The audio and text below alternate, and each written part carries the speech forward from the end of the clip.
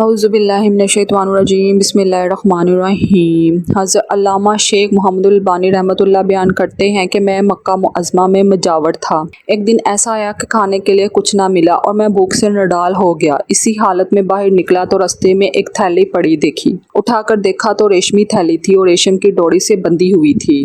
جب میں اسے قیامگاہ پر لا کر کھولا تو دیکھا اس میں نہایت قیمتی موتیوں کا ایک ہار موجود ہے۔ بازار نکلا تو دیکھا ایک شخص رومال ہاتھ میں لیے پکار رہا ہے کہ میری تھیلی جس میں موتیوں کا ہار تھا گم ہو گئی ہے، جو صاحب اس کا پتہ دے گا ان کو شکریہ کے طور پر 500 دینار انعام دوں جو اس رومال میں بندھے ہیں۔ پھر آپ فرماتے ہیں میں اس شخص کو اپنے گھر لے آیا اور تھیلی نکال کر اس کے حوالے کی۔ وہ شخص بڑا ممنون ہوا اور حسب وعدہ 500 دینار پیش کیے، لیکن میں نے اس سے معذرت کی اور کہا میں نے یہ کام رضائے الہی کی خاطر کیا ہے، اجرت لے کر میں اپنا اجر ضائع نہیں کرنا چاہتا۔ تاہم اس شخص نے ان کو قبول کرنے پر بہت زور دیا، لیکن میں برابر انکار کرتا رہا، یہاں تک کہ وہ تنگ آ کر چلا گیا۔ اس واقعے کے کچھ عرصہ بعد میں نے مکہ معظمہ سے رخصت سفر باندھا اور ایک سمندری جہاز پر سوار ہو گیا۔ بدقسمتی سے رستے میں طوفان آ گیا اور جہاز ایک چٹان سے ٹکرا کر پاش پاش ہو گیا۔ میرے سوا سب مسافر ڈوب گئے۔ میرے بچنے کی یہ صورت ہوئی کہ تختہ میرے ہاتھ میں آ گیا اور میں اس پر بیٹھ گیا۔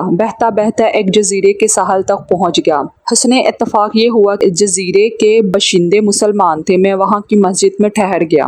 لوگوں نے مجھ سے حال دریافت کیا تو میں نے ان کو سارا واقعہ بیان کر دیا۔ لوگ یہ سن کر بہت متاثر ہوئے اور میرے ساتھ نہایت اچھا سلوک کیا۔ بہت سے لوگ مجھ سے قرآن کریم کی تعلیمات حاصل کرنے کے لیے آنے لگے اور اپنے بچوں کو بھی قرآن کی تعلیمات کے لیے میرے پاس بھیجنے لگے۔ تھوڑی ہی مدت میں یہ لوگ مجھ سے بے حد مانوس ہو گئے اور مجھے اپنا مرشد سمجھنے لگے۔ اس کے علاوہ مجھے کافی مالی امداد بھی دیتے تھے اور دوسری کئی قسم کی خدمات کرنے سے بھی گریز نہ کرتے تھے۔ ایک دن انہوں نے آپس میں کچھ مشورہ کیا اور پھر میرے پاس آ کر کہا ہماری رائے یہ ہے کہ آپ شادی کر لیں اور یہاں مستقل اقامت اختیار کر لیں۔ میں نے کہا جیسے آپ لوگوں کی خوشی۔ چنانچہ انہوں نے بتایا کہ ہمارے یہاں ایک مالدار یتیم لڑکی ہے، ہمارے خیال میں اس کے لیے آپ سے بہتر شوہر ملنا مشکل ہے، اگر آپ رضامند ہو تو اس سے آپ کا نکاح کر دیں۔ میں نے رضامندی کا اظہار کیا اور میرا اس لڑکی سے نکاح ہو گیا۔